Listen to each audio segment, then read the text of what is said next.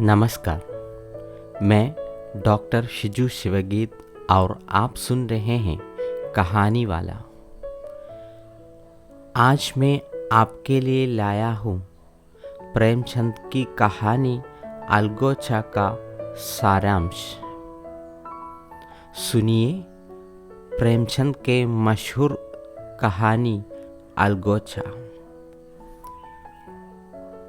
कहानी के पात्र हैं भोला महतो, उनकी दूसरी पत्नी पन्ना, उनका पहला बेटा रेखू, पन्ना के बच्चे केदार, खुन्नू, लक्ष्मण, चुनिया और रेखू की पत्नी मुलिया। कहानी का सारांश इस प्रकार है, सुनिए। किसी गांव में एक किसान रहता था। उनका नाम था भोला महतो। उनका एक बेटा था रेखू। रेखू इस कहानी का केंद्र पात्र है। भोला महतो की पत्नी की मृत्यु के बाद वह दूसरी शादी कर ली। वो नारी का नाम था पन्ना। शादी के बाद रेखू के लिए बुरे दिन आ गए। तब वह सिर्फ 10 साल का था। भोला महतो की दूसरी पत्नी पन्ना बहुत रूपवती थी। कोई मोटा काम नहीं करती थी। रेखू से घर का सारा काम करवाती थी। भोला पत्नी का गुलाम भी था, इसलिए वह रेखू का शिकायत सुनता भी नहीं था। तो रेखू ने शिकायत करना ही छोड़ दिया। इस तरह 8 साल गुजर गया। एकाएक भोला की मृत्यु हुई। पन्ना का परिवार बेसहारे हो गया। पन्ना के 4 बच्चे थे। बड़ा बेटा केदार, खुन्नू, लक्ष्मण और एक बेटी चुनिया। उनके लिए घर में कमाने वाला कोई नहीं थे। पन्ना सोचने लगी, अब रेखू अपनी स्त्री लाएगा और अलग रहने लगेगा। पन्ना के चारों ओर अंधेरा फैलने लगा।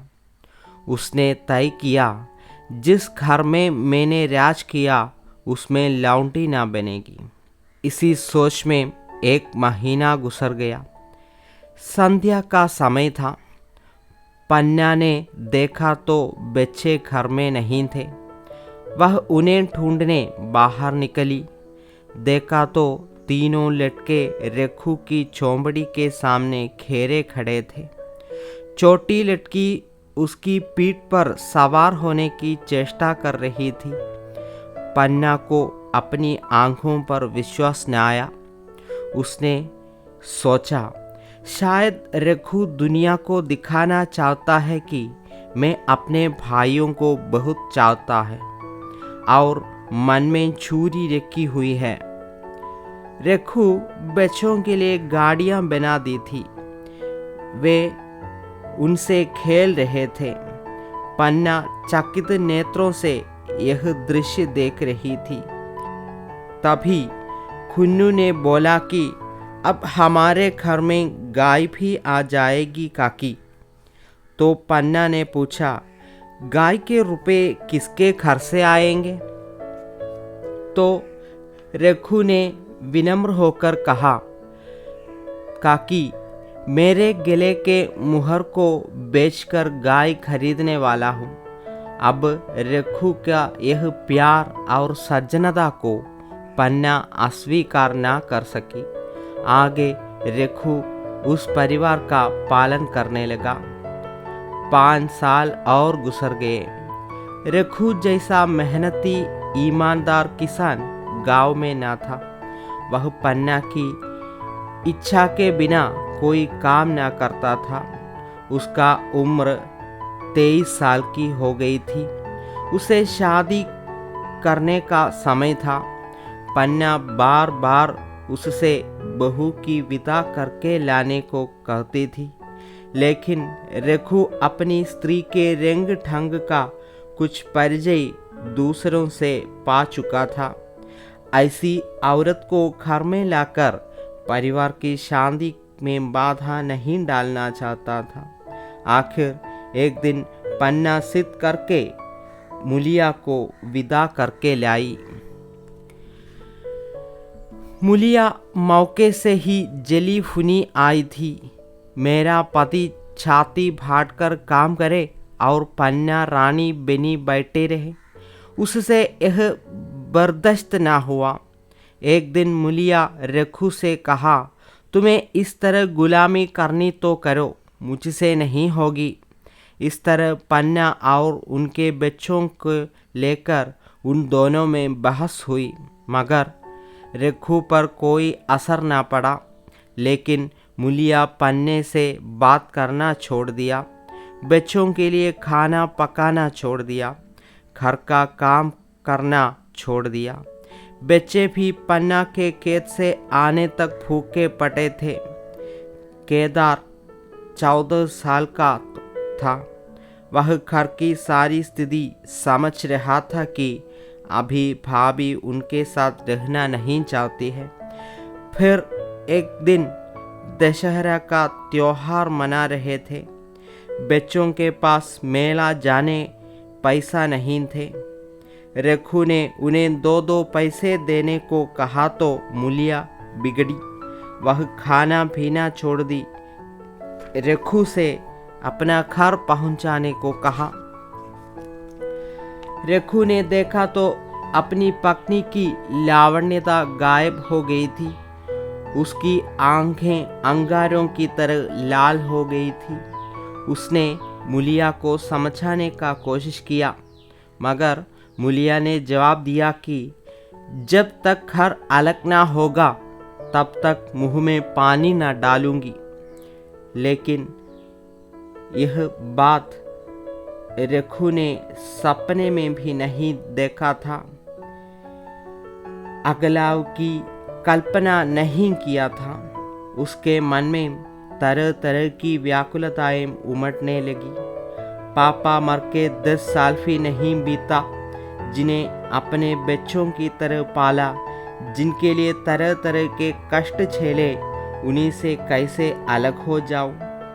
मुलिया ने रसीली बातों से रघु को वश में करने की कोशिश की, मगर इन बातों का रघु पर कोई असर न हुआ। पन्ना बाहर खड़े होकर ये सब सुन रही थी। उसने रघु से कहा, तुमने मेरे बच्चों के लिए जो कुछ किया वह मैं भूल नहीं सकती, लेकिन जब बहू अलग होने पर तुली हुई तो अलग होना अच्छा है। पन्ना रो रही थी। रघु मूर्ति की तरह खड़ा रहा। मुलिया बहुत खुश हुई। वह झाड़ू लगाया, चूल्हा जलाया, खाना बनाने लगी, मगर रघु कुछ ना कुछ खाया था ना पिया था। गांव की स्त्रियां भी सास और बहू की दिलों में तरह तरह की बातें करने लगे। अब बच्चों पर भी रघु का असर कम होने लगे। वह ना उन्हें डांटते थे ना मारते थे, क्योंकि उसके मन में डर था कि बच्चे अब उसका बात ना मानेंगे। बच्चे भी अब मनमानी से गांव के अन्य बच्चों के साथ घूमने फिरने लगे। रघु का मन पीड़ा से गुजर रहा था। उसके अपना परिवार टूट गया, लेकिन वह चुप न रह सका। पन्ना से जाकर कहा कि उन्हें वापस लाए, तो पन्ना बोली, तुम्हारे सामने ही तो गए होंगे, तुम्हें रोकना होता तो रोक ना देते। यह सुनकर वह बाग की ओर दौड़ा और उन्हें वापस घर लाया। मुलिया खाना बनाती थी और रघु पड़ा रहता। उन दोनों के बीच अक्सर बहस भी होता रहता। रघु को अब खाना विष सा लगता। रोटियां फूसी, दाल पानी सी लगती थी। पानी कंड से नहीं उतरता था। दिन रात का भोजन 2-4 ग्रास खाकर उठ जाता था। रात को नींद न आता था। गांव में निकलता तो सबसे आंख छिपाए सिर झुकाए चलता। 5 साल और गुजर गए। रेखू अब 2 लड़कों का बाप था। दोनों घर के बीच आंगन में दीवार खींच गई थी। खेतों में मेड़े डाल दी गई थी। केदार का उम्र अब 16 साल की हो गई थी। वह पटना छोड़ दिया था और खेती का काम करता था। खुन्नू गाय चराता था। लक्ष्मण स्कूल जाता था। मुलिया के दोनों लड़के ज्यादा समय पन्ना के पास रहते थे। वह उन्हें गोद में लिए फिरती थी। पन्ना के दोनों लड़के कमाऊ हो गए थे। लड़की खाना पका लेती थी, लेकिन रेखू के घर का हाल उल्टा था। वह अकेला था, वह भी दुर्बल, अशक्त और जवानी में बूढ़ा। उसकी आयु 30 वर्ष से अधिक न थी, लेकिन बाल खिचड़ी हो गए थे। कमर भी चुक चली थी। उसे खांसी जीर्ण कर रखा था। उसे देखकर दया आती थी। पारिवारिक हालत ने उसे दुर्बल बना दिया। वह खेती की सेवा भी ठीक से ना कर पाता था, जिसके कारण फसल भी अच्छी नहीं मिलती थी। उसका ऋण भी बढ़ गया था। वह कुछ आराम चाहता था, किंतु मुलिया की स्वार्थता ने सब उजाड़ दिया। अगर एक साथ रहते तो मज़े से द्वार पर बैठकर नारियल पीता।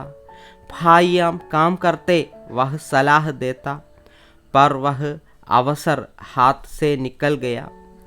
अब उसका चिंता भार दिन दिन बढ़ता जा रहा था। आखिर उसे धीमा धीमा जोर भी रहने लगा। कमजोरी बढ़ने लगी, मगर डॉक्टर या वैद्यों के पास जाने का सामर्थ्य उसे नहीं था। उसके भाई भी अब उनसे नफरत करते थे, उसे दोषी ठहराते थे। एक दिन आखिर उसका जीवन दीपक बुझ गया। मौत ने सारी चिंताओं का अंत कर दिया। अंत समय उसने केदार को बुलाया था, मगर वह बहाना बनाया कि ऊख में पानी देना है। वह डर गया कहीं उसे दवा के लिए भेज दे। अब मुलिया का जीवन अंधकारमय हो गया। गांव वाले कहने लगे, ईश्वर ने कैसा तत्काल दंड दिया। घमंड के मारे धरती पर पाँव न रखती थी। अब रेखू की सारी खेती तहस नहस हो रही थी। उसे संभालने वाला कोई नहीं था। इस तरह 13 दिन बीत गए। मुलिया ने दोनों बालकों को गोद में उठाया और अनाज बांटने चली। एक को पेड़ के नीचे सुला दिया और अनाज बांटने लगी। एकाएक छोटा बच्चा रोने लगा। बड़ा लड़का उसे चुमका कर चुप कराने का कोशिश कर रहा था, मगर सफल न हुआ। तभी पन्ना दौड़कर आई। बालक को गोद में उठाकर प्यार करती हुई बोली, बहू, लड़कों को मुझे क्यों ना दे आई? जब मैं मर जाऊं तो जो चाहे करना, अभी तो जीती हूँ। अलग हो जाने से बच्चे तो नहीं अलग हो गए। केदार अनाज मारने वाला था, अभी ऊख को पानी देने गया है। तुझे विश्वास न आवेगा, जब से भैया मरे हैं केदार की बड़ी चिंता हो गई है। दिन में 100 बार पूछता है, भाभी बहुत रोती तो नहीं, लड़के भूखे तो नहीं। कल रोकर बोला, अम्मा, मैं जानता कि भैया इतनी जल्दी चले जाएंगे तो उनकी सेवा कर लेता। भैया ने इसी अलगोचे के दुख से मरा था। बहू, तुम्हें वह अलग न रहने देगा। कहता है, भैया हमारे लिए मर गए तो हम भी उनके बाल बच्चों के लिए मर जाएंगे। मूलिया की आंखों से आंसू जारी थी। पन्ना की बातों में आज सच्ची वेदना, सच्ची सांत्वना भरी हुई थी। जिनसे मूलिया को व्यंग्य और प्रतिकार का भय था, वे इतने दयालु, इतने शुभेच्छु हो गए थे। आज पहली बार उसे अपनी स्वार्थपरता पर लज्जा आई। पहली बार आत्मा ने अलगोचे पर धिक्कारा। 5 साल और गुजरे। पन्ना बूटी हो गई है। केदार अब घर का मालिक है, मूलिया घर की मालिकिन। खुन्नू और लक्ष्मण के विवाह हो चुके हैं, लेकिन केदार अभी तक कुंवारा था। कहता है, मैं शादी ना करूँगा। जब भैया जैसे आदमी का मिजाज बदल गया तो दूसरों की क्या गिनती। एक दिन पन्ना ने पूछा, तेरा वंश कैसे चलेगा बेटा? केदार बोला, मेरा वंश तो चल रहा है माँ। मैं इन दोनों लड़कों को अपनी ही समझता हूँ। पन्ना ने पूछा, तो तू मूलिया को भी अपनी मेहरिया समझता होगा? पन्ना केदार के मन की बात समझ गई। केदार का दिल मूलिया पर आया हुआ था, पर संकोच और भय के मारे कुछ नहीं कहता था। उसी दिन पन्ना मूलिया से बात की। बोली, केदार तुझी पर दांत लगाए बैठा है। तेरे सिवा कोई और उसे भाती भी नहीं। मैं उसके मन की बात जानती हूँ। वैधवी के शोक से मुरझाया हुआ मूलिया का पीत वतन कमल की भांति अरुण हो उड़ा। 10 वर्षों से जो कुछ खोया था, इसी एक क्षण में मानो ब्याज के साथ मिल गया। वही लावण्य, वही विकास, वही आकर्षण, वही लोच। ये था कहानी का सारांश। प्रेमचंद जी ने इसमें पारिवारिक विघटन और पुनर्मिलन का यथार्थ चित्रण किया है। साथ ही विधवा विवाह पर भी जोर दिया है। आशा करता हूँ आपको एक कहानी अच्छा लगा। धन्यवाद। मिलेंगे और एक कहानी के साथ। विदा लेता हूँ आपसे।